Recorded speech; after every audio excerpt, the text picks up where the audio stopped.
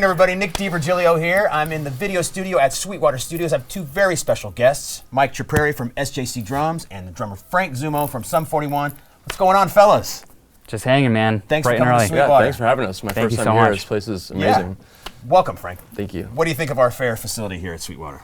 It's a one of a kind. It really is. It's pretty amazing. It feels like the music store version of, like, you know, an Apple or like, you know, Google or that. It's pretty amazing. Killer, man. Well, you guys are on the road together for your Loyal to the Craft tour. So that's a really cool thing. You guys have been traveling all over the world. Yeah. I saw some videos of you guys in China, right? You were just at the the Rock and Roll Hall of Fame in Cleveland not too long ago. So lots of great things happening. What's going on with this tour? What is it all about? Yeah, so this tour, we started talking in the fall of 2017 about doing something like this. We got hit up by one of our dealers over in Asia wanting to do a drum clinic. You know, drum clinics are huge in Asia, sure. You know, way bigger than they are in the States. There's tons of young kids, like 5-year-olds all the way to, you know, 40-something-year-olds that are playing drums, and parents really support it over there. So they asked us to come over and do a clinic. You know, they wanted Frank to come over, and Frank loves doing these types of things. So we took the show over to China. It was the first time we ever did it. And just being out there, Frank and I every morning at breakfast were like super inspired and motivated by it. It was, you know, changing kids' lives and, sure. and showing them that, you know, no matter what they're doing in their life, just set the goal and follow it, and you know, just hustle and make your way, and you're gonna live your dream, just like Frank and myself are. And so we wanted to bring the tour here to the States, and the one, you know, thing that Frank wanted to happen during the tour was he wanted a young, undiscovered local drummer to open the show, and then to come up with him and play a Fat Lip by Sum 41 at the end of the show. And that just like set it over the top, and it was just it's the funnest thing ever, man. And so we've been out for a week. We did the Rock and Roll Hall of Fame, where we've actually got some drums displayed at. Nice. And we've got another week here, and it's just been really fun and inspiring, just spreading the word about drums and music and giving back to the community. And we've done it at a couple School of Rocks, and it's just very fulfilling and motivating for everybody involved. Killer, and you're doing it here tonight at Sweetwater. Yeah. That's awesome. So Frank, let me ask you first, did you do clinics before you got involved with Mike and SJC in this tour? Not solo. With Street Drum Corps, we would perform at performing arts centers. Right. And anybody that doesn't know, Street Drum Corps is this crazy drum group that I've had for 14 years now. It's like a Blue Man Group or a Stomp, but like this crazy punk rock version where we have multiple troops that go out and tour.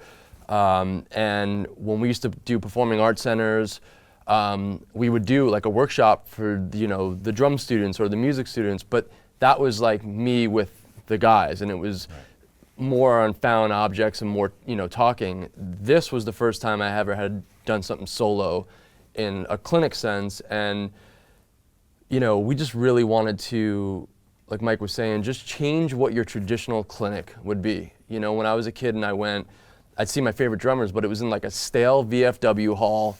You know, it was so like regimented, yeah. Exactly, and we just said, let's give these kids and their parents and adults, you know, an experience, and make it such a one-on-one experience where literally they could see me play, you know, all the songs that they love, like this close. Sure. But then we can just, it's about the hang, you know, just literally sitting on the floor with the kids and parents and just talking about life, and, you know, they'll ask me you know, questions that they would never get a chance to even talk to me about when I'm on tour, because you're in and out, you don't have that experience. So it's just kind of just breaking the barriers, hanging, performing, and just getting to let these undiscovered amazing drummers. I mean, last night we had a 12-year-old get up and rip it.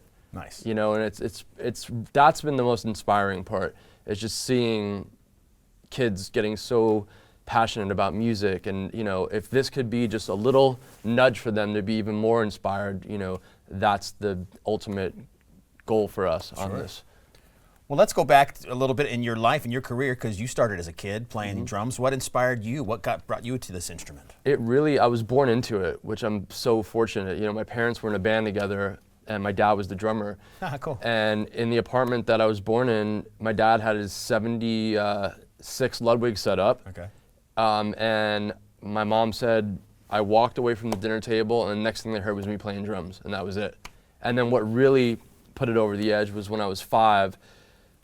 I mean, my parents, they're so awesome to take me to my first concert at 5, and it was at an arena, Ozzy and Motley Crue.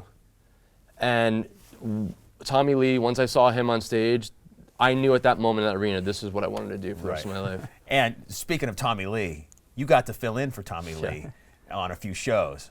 So if those of you who don't know, this is a number of years ago, 2006, 9? Which was somewhere around there. Tommy Lee got hurt, couldn't play a few shows. So we got a number of drummers to fill in for him, and you were one of them. So how cool was that? How hard was it sitting behind his kit and kind of just getting the feel of his drums? What's crazy is he's really tall, right? But he sits really low, and all his drums are, so I didn't have to adjust anything, which was great. Right.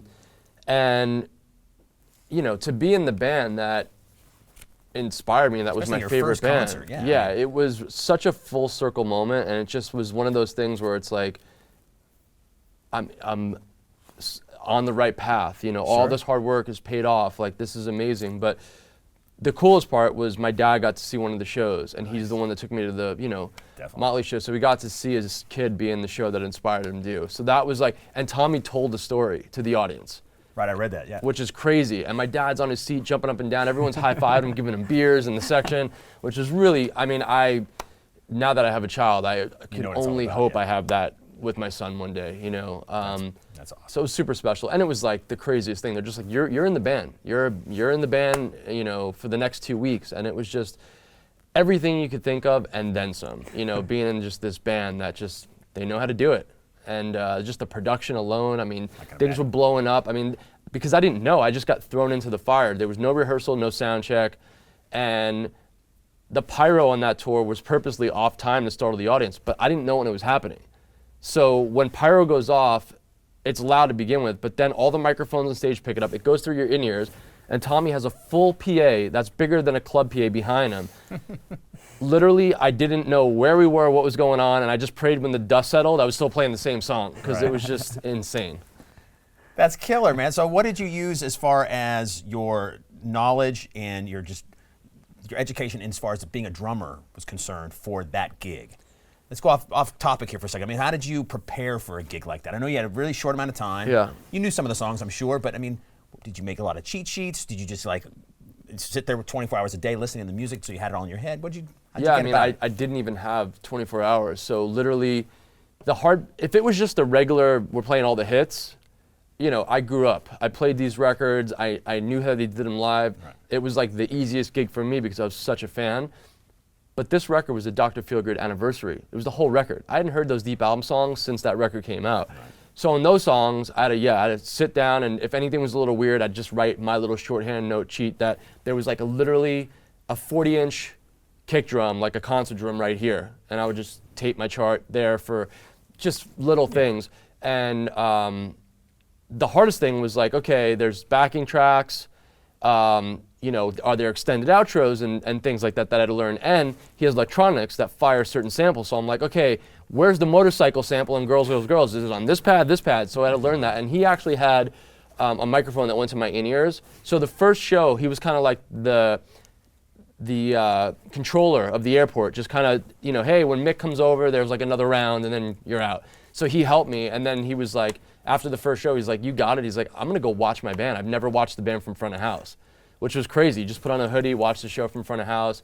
You know, and the fans weren't too bummed because he was still there. He'd play piano in Home Sweet Home. He'd stand next to me for the last song and hit some cymbals with his good hand, and then he would go out and MC with the crowd. So, you know, I was scared at first because I'm like, you know, if I'm going to see Motley Crue and Tommy Lee's not there, I'm going to be pissed. Right. You know, but the fans were supportive, and I thought they were just going to keep me in the back and all that, but they were like, they turned the kit a little bit so you could see me over that big 40-inch kick drum.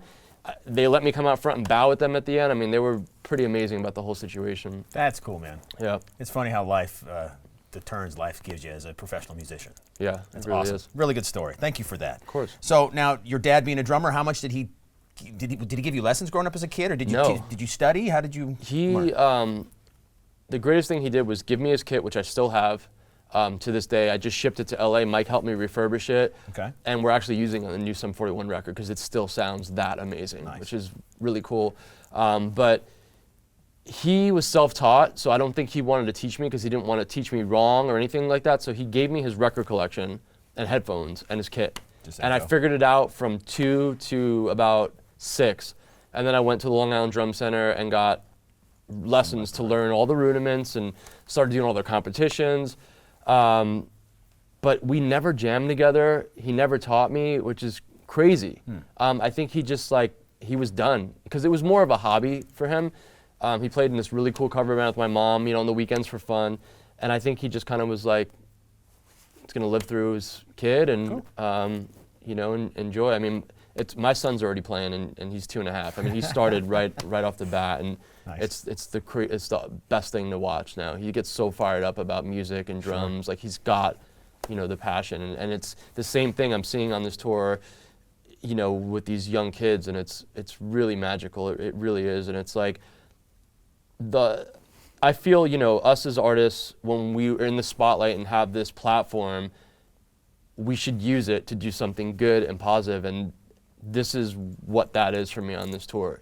Just to be able to show kids like, hey, I used to go to these clinics when I was a kid, now I'm up here doing them. You could too. Just stay on your path, stay on your vision, and don't stop until it happens. It's really that simple, and all these young kids are like, is it luck, is it whatever? I'm like, no, just literally stay to your path and work so hard, and it will happen. It really will, and it's just about getting out there and networking. And I'm like, you're making the right step by coming to this. Sure. You just went on stage, and there's footage that we're putting up of you playing Sum 41 songs with the guy from Sum 41, and like all this. This is a huge, helping hand to kind of go on your journey, and it's just such a great feeling to do that. And like, we're tapping into so many different markets. We're coming here with the awesome music stores. We're going to School of Rocks. We're doing House of Vans, where it's like a workshop concert. So we're kind of tapping into all different markets, which I feel like a lot of traditional clinics wouldn't be able to do that. So it's cool that we're just breaking all these barriers and kind of doing stuff that literally is taking us around the world, which is insane. That's awesome stuff. We had a 13-year-old play with him the other night, and at the end we gave him a Zildjian cymbal, and he cried. It was just, I got chills because his grandfather came up to me after and was like, he's going to remember this for the rest of his life. And it's just like to set him on that path, because you're young, you have so many things coming at you, sports and school and video games.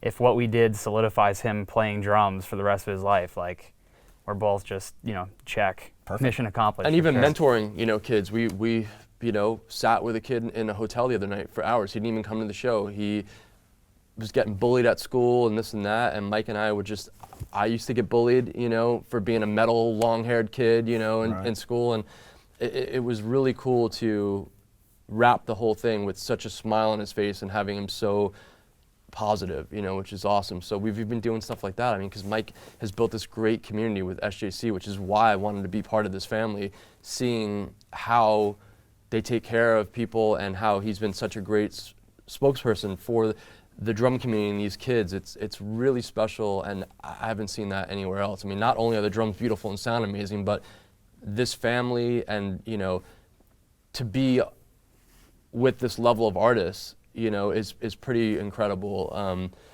It's been the best company I've ever worked with. That's killer. So SJC, you came to SJC 2015. Mm-hmm. So how did this relationship start between you two? Yeah, so it's actually really funny. I was on a record label called Nitro Records in like 2003, I think. Mm-hmm. And like 2004, 2005, Hurricane Katrina hit. And so my brother and I built a snare drum and sent a drum head to Nitro for all the bands to sign it. Dexter from The Offspring and the Aquabats and everything. And Frank was in a band called The Start, and he signed the head. And we just moved to a new factory, and I had the head hanging on the wall. He's like, dude, that's me right there. Like, I signed the head. So we didn't even know each other. We were label mates like 15 years ago and didn't even know it. Nice. So I was just a fan of Frank, saw everything he did with Street Drum Corps, being a fan of drums. So I knew of him. And I saw him play 2014 at the APMAs. It was 14 or 15. Yeah, so his first show as Sum 41 was at the Alternative Press Awards in Ohio. And I was there and I saw him and I was like, man, like, I remember that guy, like, I gotta hit him up. So I just Facebooked him and was just like, dude, awesome show. I'll see you at Warped Tour, because they were playing Warped Tour as well. And we just hung out at Warped and started talking about art and Shepherd Ferry, Obey Giant, and just some dreams that we had together that we wanted to accomplish, and just kind of left and then hit each other up after and was like, yo, let's work together. And so since then, it's just been checking off, bucket list items that we wanted to do. And it's just, we're a really good team, like just going out and doing this stuff. We have a very similar way of thinking and the things that motivate and inspire us. So yeah, it's been 3 wild years of just making really cool drums. We kind of made it like an agenda. When I came on board, he made like a one sheet of like the goals and what they would do. And like in 3 years, like every time we hit one goal, we're like, okay, how do we top it? And we've like been able to kind of keep, you know, doing it. And the coolest thing about, you know, when I started talking to Mike seriously about coming on board, and, you know, Shepard Fairey had been hand painting drum heads for me. And we talked about doing a kit one day, and Mike was a huge fan. He was like, it was one of my dreams to do a kit. He's like, we should do something. I'm like, well, here's the art I'm thinking about. And he found a way to actually etch the art into the drums. And no one else was able to figure that out. Like literally, it was this whole thing to make it happen, and he made it happen. And then the first time I actually played the drums, I was on tour with Cruella, and he's like, yeah, I have a backline kit. It'll be there when you get there, and I'll see you at the show. So I get there, it was a tour series kit. I play the show, show's done, he's there, and he goes, hey, I just gotta pull my car around, and I see him bringing SKBs, and I go, what are you doing? He goes, oh yeah, I brought the drums in my car, and I'm just gonna put them back and load them in the car. I'm like, you're the owner of the company, and you dropped these, you drove an hour, dropped the drums off, set them up, you came, hung out all night, and then you broke them down, put them in your car. And I'm like, what owner is gonna do that from a company? Like that was just like, right there, I was like, he gets it, you know? Thanks, man. And he's still doing it. He's That's out killer. here, you know, we're all hustling, like, you know, making this happen. That's killer, man. So what is it about the drums? Like, do you get into the sort of the geek part of drum building and the wood and all of that kind of stuff? What do you love about? They actually help me understand all that, because normally you'll just come up with a concept and then it just shows up. Right. So my new kit that will be debuting either later this year or the top of next year, because all my drums are gone now. The Hard Rock in Vegas took my Rise Above kit. It's on display in the casino. The drums for the AP Awards and the Rock and Roll Hall of Fame. And then my current kit is on our anniversary tour, which once that wraps, it's gonna go up in their museum and stuff like that. So we had to come up with a new kit. And I happened to be on the East Coast, and I said, Mike, I wanna come and handpick my shells. I wanna understand how this whole process is. So I spent a whole day at SJC, and I love, Mike turned me on to mahogany, and that's my drum of choice now. And literally, I cut the shells with the guys, put the re-rings in, understood about the edges, the whole process. And then the drums got sent to LA. Mike and I went to Shepard Fairey's art studio and got to create and watch him do all this there. Then the drums got sent back to SJC, and Mike brought them to me at the House of Blues, and I installed all the hardware and mounting on the drums. So this is the first kit where I've been involved in the entire process and actually understand it, and it's gonna feel even more amazing to play it because I understand what's going on, and I actually hand helped make these drums, which is pretty amazing. But it's just the craftsmanship, the quality, and just the sound of them. I feel like they make me play better, and I've used, you know, I used the Navigator series in China. We had a different kit sent out every day that we had to build because we were flying everywhere. And they're a more affordable line of drums. Like, I don't notice the difference. You know, I have a Pathfinder in my office that I play. That's killer. You know, it's like, it's not like you notice a big difference from the you know, more affordable lines, you know, the higher end. It's not a big gap. And they just all work for me. And it's the first kit I've had where band members, engineers comment like a lot on it, which is pretty cool that, you know, like I don't say anything, I just bring my drums, put them up, and it's like cool to hear that from, you know, the other players. Well, I've had the chance to play behind a number of kits now working here, and I enjoy it every time I sit behind the SJC kit. They're a blast. And what's cool about them too is that you get a vibe. I always talk about drums have vibe, you know, and if you're not a drummer, maybe you don't understand what I'm talking about, but when you sit and it makes you want to play. Then you hear how they sound, and you get even more inspired. So it's killer. Now you're a hard hitter. It probably, you know, comes from the style of music you play and the bands that you're in. So, I mean, and obviously these drums hold up. But like, how often are you changing heads normally, like when you're touring and stuff? I mean, you seem like you pound in a musical way, but you hit them hard. Yeah, I mean, we play with Sum 41 an hour and a half to 2 hours a night, and my tech will change the heads every 3 days. Okay, so that's cool. Kick drum heads once a tour. Right. Yeah. But snare and toms every 3 days. I don't break heads anymore. I bend cymbals sometimes if they're like thinner, but I just learned, you know, to drum geek out for a second. I went to Dom Famulero when I was in high school, and that guy changed my life, and also because he's such a motivational speaker, that's where a lot of that rubbed off on me young, you know, going to him and just leaving there so pumped. Totally. You know, and he taught me the molar technique. He saved my hands. He really, really, you know, helped me. And now that I'm doing these, I'll message him all the time and be like, dude, I'm doing this. And it's like, you're my inspiration behind all this. And he gets a real kick out of it. And, you know, it's Long Island. That's where, you know, man. I spent all hours in his back shed drum room, you know, and I've gone to some pretty crazy parties there with Jim Chapin. Sure. And, you know, he sent me to some serious big band guys to literally, you know, I have a note at my mom's house still that says, I forget the name of the teacher. He was a big band guy. I was learning Buddy Rich charts. And he goes, you know, dear teacher, kick Frank's ass in reading and dumb. Right. And that's what happened. It was pretty amazing. Awesome. He's a great guy, man. He's a lot of fun to hang out with. I kind of got to do a few things with him through Mapex and my days with those guys. So he's a sweet guy, and definitely has built a serious career for himself doing what he does. So that's great. And I didn't know you studied with him, so that's very cool. You're a Zildjian guy. We have some Zildjians here, but you said you play all the different sort of lines, some A's and K's. How long have you been playing Zildjian?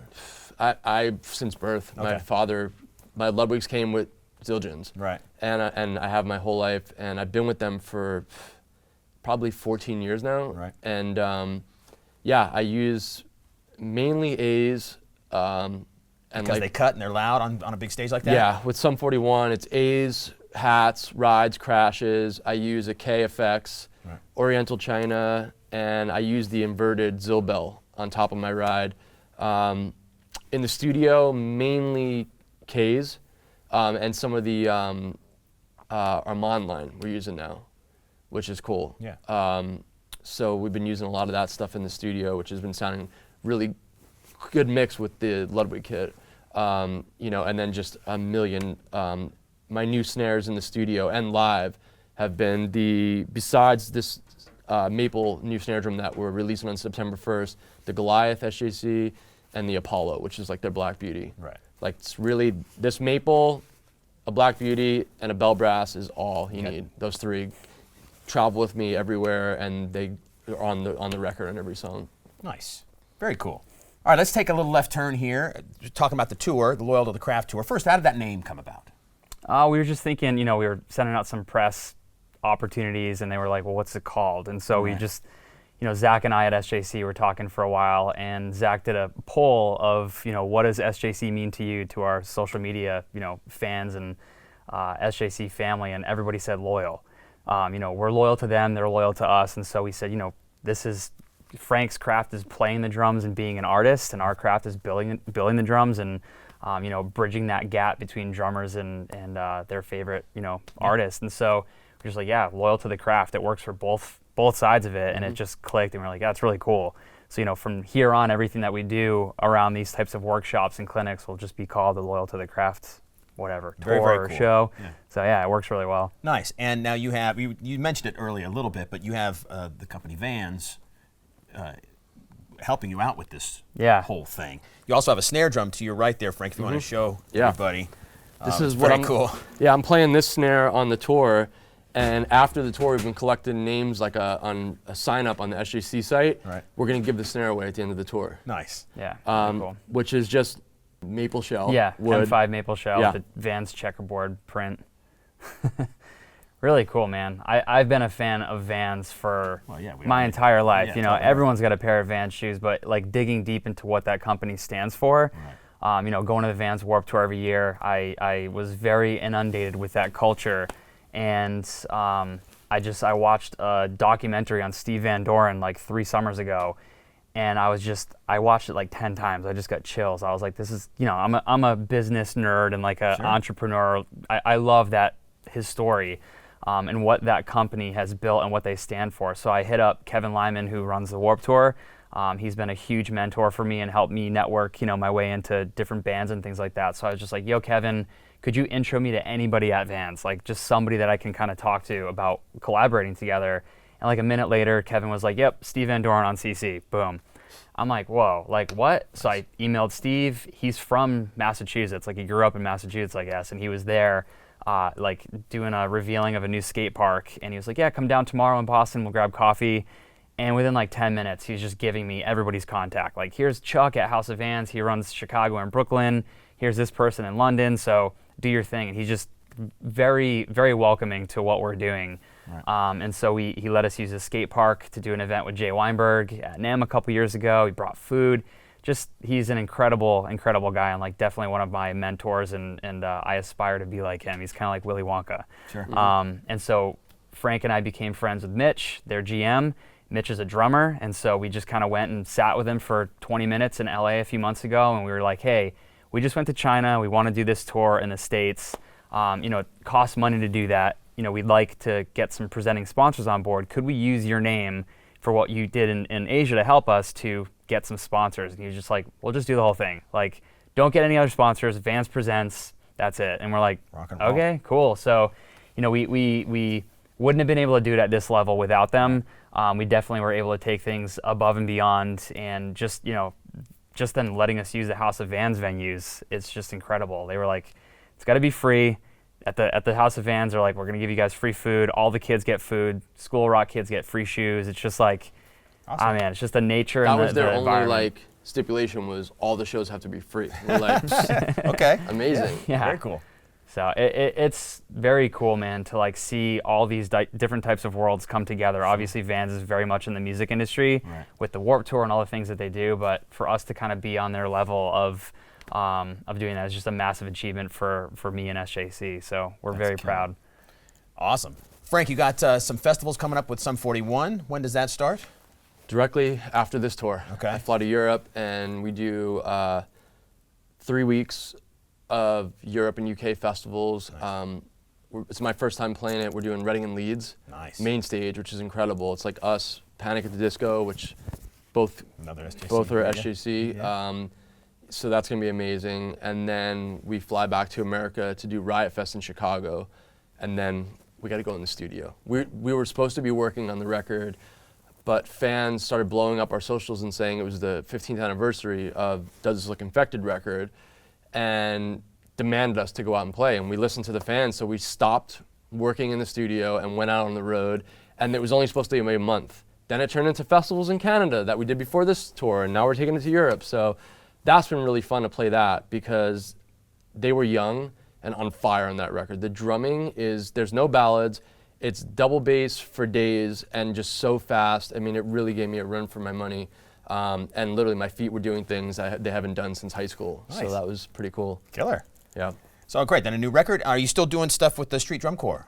That basically I'm just running now. Okay. I'm running the business because it's gotten to a level now where I enjoy the business side, you know, taking care of the company and hiring all these amazing drummers to go out and do it. Any drummers watching this, we literally have troops all over America. Go to streetdrumcorps.com, send us your best video, and we're hiring local talent always. I'm sure there's a theme park or fair somewhere around here that we do. We're actually, the TV show started calling us this last year. We did Rob Dyrdek's Amazingness show, won it, which is crazy. And then America's Got Talent called us, and that's actually airing tonight. Tonight? Yeah. Fantastic. Definitely check that out. Well, Frank, thanks so much for hanging out. Having me. Best of luck on tonight's performance. Thank you. Great relationship with SJC. Drums are killer, as always, dude. Thank you so much, man. And it's just great having you here. Come back anytime. Would love to. And we've talked about the venues around here. Let's definitely get the band, do a show here someday. Definitely. It would be great. So thanks again. Thank you. And could you play us out a little bit Sure. with some drums? Thanks for watching, everybody.